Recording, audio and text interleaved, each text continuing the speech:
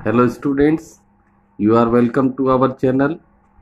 आज हम गणित का एक बहुत ही महत्वपूर्ण टॉपिक स्टडी करेंगे कि किस प्रकार से द्विघात समीकरण को पूर्ण वर्ग बनाकर या पूर्ण वर्ग विधि से हल किया जाता है। तो ये बहुत ही इम्पोर्टेंट क्वेश्चन है क्लास 10th बोर्ड के हिसाब से भी। तो आप इस सॉल्यूशन को अच्छे से समझे और इसका अभ्यास कीजिए। चैनल को सब्सक्राइब करें, लाइक और शेयर करें। तो शुरू करते हैं आज का टॉपिक, पूर्ण वर्ग विधि से द्विघात समीकरण किस प्रकार से हल करते हैं। तो यहाँ पर हमारे पास एक एग्जाम्पल है 2x² - 7x + 3 = 0। ये इक्वेशन दे रखी, ये द्विघात इक्वेशन है। तो इस द्विघात समीकरण को हम हल करेंगे। कौन सी विधि से हल करना, हमें हल करना है पूर्ण वर्ग विधि से। इसे हल करना है इस समीकरण के मूल ज्ञात करने। तो पूर्ण वर्ग विधि से जब हम किसी भी समीकरण को हल करते हैं तो उसमें सबसे पहले आपको ये ध्यान रखना है कि अचर पद को राइट हैंड साइड में रखें। तो यहाँ पर क्वेश्चन शुरू करते हैं। अचर पद का मतलब ये वाला पद, ये x² है, ये x का पद है और ये अचर पद होता है। जिसके अंदर x y z a b c नहीं होता वो अचर पद होता। तो अचर पद को हम कौन से पक्ष में रखेंगे? राइट हैंड साइड में। यानी कि +3 है वो हमें इधर ले आना। तो ये +3 किसका हो जाएगा? -3 का। दूसरी बात पूर्ण वर्ग विधि में ये ध्यान रखनी है कि x² जो होता है उसके साथ किसी प्रकार का गुणांक नहीं होना चाहिए। लेकिन इस प्रश्न में x² के साथ गुणांक 2 दे रखा है। तो हमें सभी पदों में 2 का क्या करना? भाग लगा देना। सभी पदों में 2 का भाग।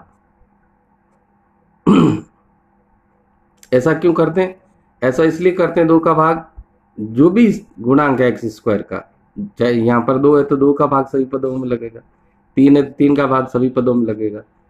तो जो भी गुणांक है उसका भाग लगाते हैं। भाग लगाने का तात्पर्य यह है कि उस गुणांक का भाग इसलिए लगाते हैं ताकि वो गुणांक हट जाए। तो जैसे मैं इसमें यहाँ पर 2 का भाग लगा देता हूँ, इसमें भी मैं 2 का भाग लगा देता हूँ और इसमें भी 2 का भाग लगा देता हूँ। तो क्या स्थिति बनेगी? ध्यान देना, ये 2 से 2 कट जाएगा तो क्या बचेगा? x²।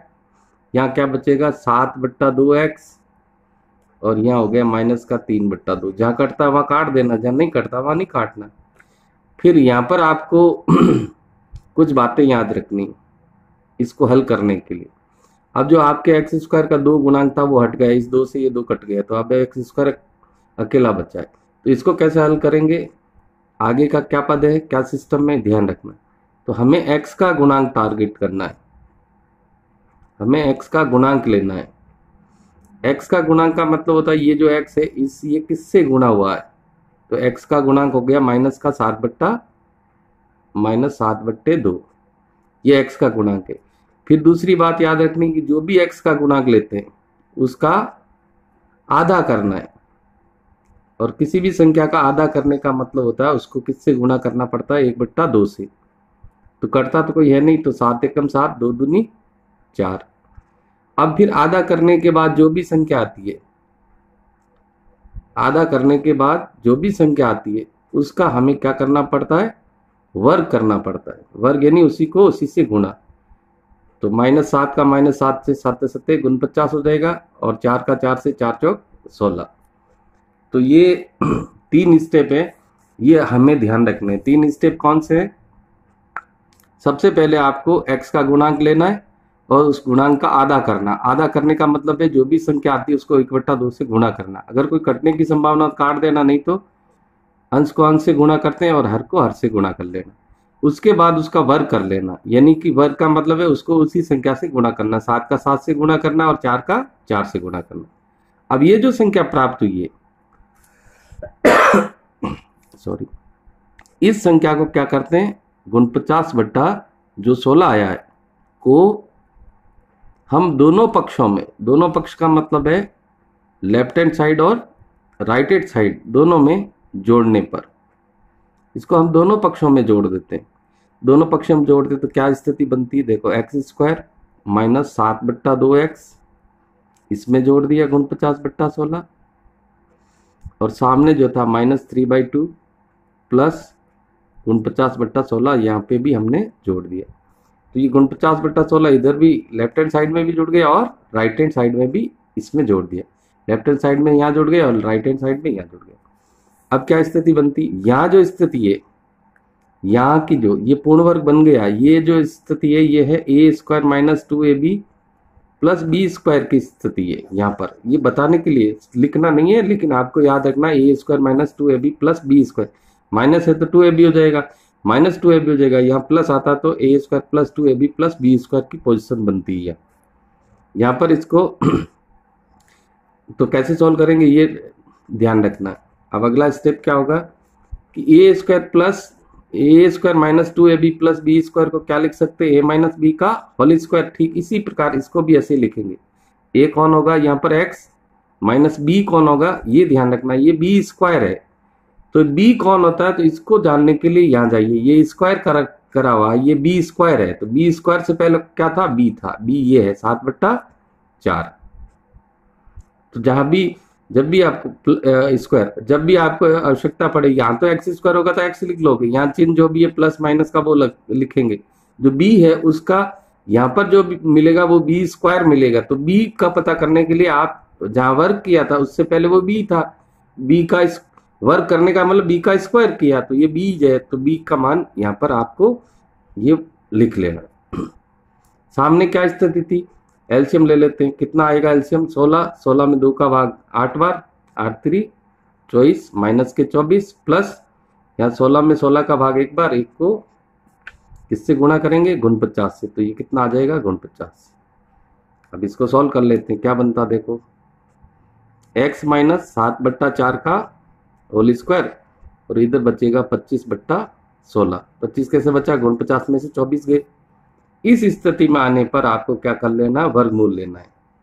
वर्गमूल लेने पर दोनों पक्षों का वर्गमूल लेना। दोनों पक्षों का वर्गमूल का मतलब है लेफ्ट हैंड साइड में भी और राइट हैंड साइड में भी। तो लेफ्ट हैंड साइड में तो ये स्क्वायर और अंडर रूट हटेगा, तो क्या बन जाएगा, बचेगा x माइनस 7/4, और सामने वर्गमूल प्लस माइनस 25 का वर्गमूल होता है 5 और 4 का वर्गमूल 16 का वर्गमूल होता है 4, 5 25 4 16। बस अब अपने क्या करना है, ये प्लस का जो ये माइनस और प्लस है, तो एक बार प्लस के 5/4 लेना और एक बार माइनस के 5/4 लेना, और ये माइनस के 7/4 है, इसको पक्षांतर कर लेना। तो दो स्थितियां बनेगी, x बराबर, एक बार मैंने यहाँ लिख दिया प्लस के 5/4 और इधर मैं लिख देता हूँ x बराबर माइनस के 5/4। एक बार ये प्लस का लिख ले, एक बार माइनस का। ये माइनस 7/4 है, ये इधर आकर के किसका हो जाएगा, दूसरे पक्ष में प्लस का, और इधर भी किसका होगा, प्लस का। इसको सॉल्व कर लेते हैं, 4 एलसीएम आया। 4 एलसीएम आएगा, 4 से 4 में 4 का भाग एक बार, 1 को 5 से गुणा किया 5, इस 4 में इस 4 का भाग एक बार, 1 को 7 से गुणा किया 7, तो ये कितना हो जाएगा, 7 5 12, 12/4। इसी तरह इसको देखते हैं, तो यहाँ 4 एलसीएम आएगा, तो माइनस का 5 और प्लस के 7 बचेंगे, क्योंकि 4 ही दोनों का हर है, तो ऊपर वाली संख्या सीधी आ जाएगी। 4 में 4 का एक बार भाग, 1 को -5 से गुणा किया -5, 4 में 4 का भाग एक बार, 1 को 7 से गुणा किया 7। यहाँ स्थिति हो जाती 7 में से 5 गया 2, 2/4। तो यहाँ जो 4 का भाग 12 में कितनी बार जाता, 3 बार, और यहाँ कितनी 2 के पहाड़े से कटता, 2 एकम 2, 2 दूनी 4। तो इस प्रकार हमारे जो x की वैल्यूज आ गई वो क्या आ गई, एक तो 3 और दूसरी क्या आ गई 1/2। इसी को ही हम क्या बोलते हैं, समीकरण के मूल। ये समीकरण के मूल आ गए 1/2। तो ये इस तरह से आपको हल करना है। तो बहुत ही सिंपल एक एग्जांपल और देखते हैं, ताकि आपका जो भी डाउट है वो इसमें क्लियर हो जाएगा। क्वेश्चन है 4x² 4√3x + 3 = 0। तो देखो यहाँ पर भी वही बात करनी है आपको कि अचर पद को राइट हैंड साइड में लिखना है। तो अचर पद को हम राइट हैंड साइड में लिख लेते हैं। अचर पद कौन हुआ, +3, +3 दूसरे पक्ष में जाएगा, क्या बन जाएगा, -3। फिर आपको बता रखा कि x² जो है उसका गुणांक कोई भी गुणांक है तो उसका सभी पदों में भाग लगेगा। अगर गुणांक नहीं है तो भाग लगाने की क्रिया नहीं करनी है, ये ध्यान रखना है। जैसे उससे पहले वाले प्रश्न में गुणांक कितना था, 2 था, तो 2 का भाग सभी पदों में लगा, तो यहाँ पर किसका भाग लगेगा, 4 का भाग सभी पदों में लगाने पर या देने पर। तो क्या बनेगा, 4x² बट्टा 4, यहाँ हो जाएगा 4√3 बट्टा 4, यहाँ पे हो जाएगा बट्टा 4। तो ये 4 से 4 कट जाएगा, इसी तरह यहाँ कट गया। यहाँ क्या बच गया आपके पास, x² plus √3x equals to -3/4। यहाँ पर वही प्रक्रिया दोहरानी है, वो 3 बिंदु याद रखने, 3 बिंदु यहाँ साइड में लिखता हूँ। नंबर 1 पहला क्या है, x का गुणांक। तो x का गुणांक क्या देख रहे हैं, यहाँ पर x का गुणांक कितना है, √3 है। फिर वो जो भी गुणांक आता है उसका हमें क्या करना होता है, आधा। और किसी भी संख्या का आधा कैसे करते हैं, उस संख्या को 1/2 से गुणा कर लेते हैं। यहाँ कटने की कोई संभावना नहीं, √3 का 1 से गुणा हो गया बट्टा 2। फिर जो भी आधा करने पर जो संख्या आती उसका हमें क्या करना पड़ता, वर्ग का वर्ग कर लेंगे। तो √3 का वर्ग तो 3 ही होता है, √3 इंटू √3 3 बनेगा। 2 का वर्ग होता है 2 दूनी 4। ये जो संख्या यही महत्वपूर्ण है, यही अपने दिए गए समीकरण को पूर्ण वर्ग बनाने में मदद करती है। अब हम क्या करेंगे, x का गुणांक लेना है, उसका आधा करना है। आधा करने का मतलब जो भी संख्या आती है उसका 1/2 से गुणा कर देते हैं और उस आधे किए हुए मान को उसका वर्ग कर लेते हैं और फिर वो वर्ग के दोनों पक्षों में जोड़ देते हैं। तो हमारी अगली जो स्टेप होगी वो क्या होगी, हमारे पास आया 3/4, उसको क्या करना पड़ेगा, दोनों पक्षों में जोड़ने पर।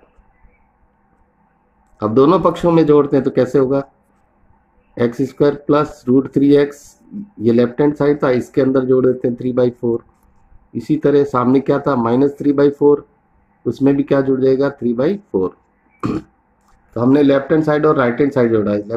लेफ्ट हैंड में इधर जुड़ गया ये, राइट हैंड में इधर जुड़ गया। अब यहाँ जो ये कंडीशन आई ये वही है, वही वाली कौन सी, a² plus 2ab plus b² की कंडीशन, यानी ये पूर्ण वर्ग बन गया है।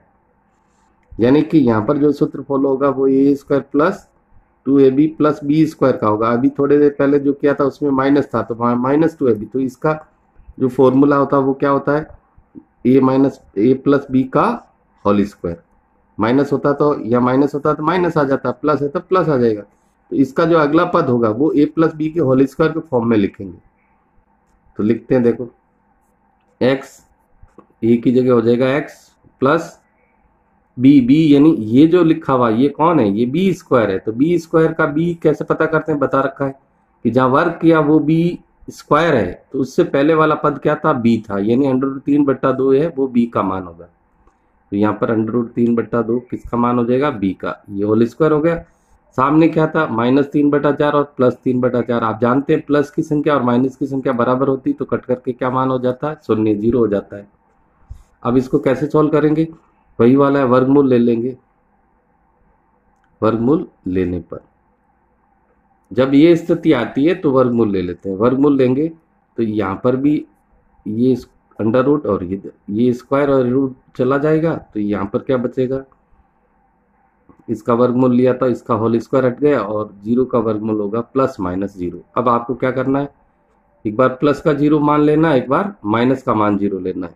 यानी कि ये स्थिति हो जाएगी √3/2 इक्वल्स टू 0 प्लस का, एवं दूसरा क्या करते हैं, x प्लस √3/2 0 माइनस का। सॉल्व करते हैं तो ये क्या बनता है, x इक्वल्स टू √3/2 जो है प्लस का है, इधर जाएगा, ये किसका हो जाएगा, माइनस का। 0 की कोई वो नहीं होती है। और इसी तरह यहाँ पर x का -0 का मतलब 0 ही होता है, ये भी राशि उधर जाएगी तो माइनस का √3/2।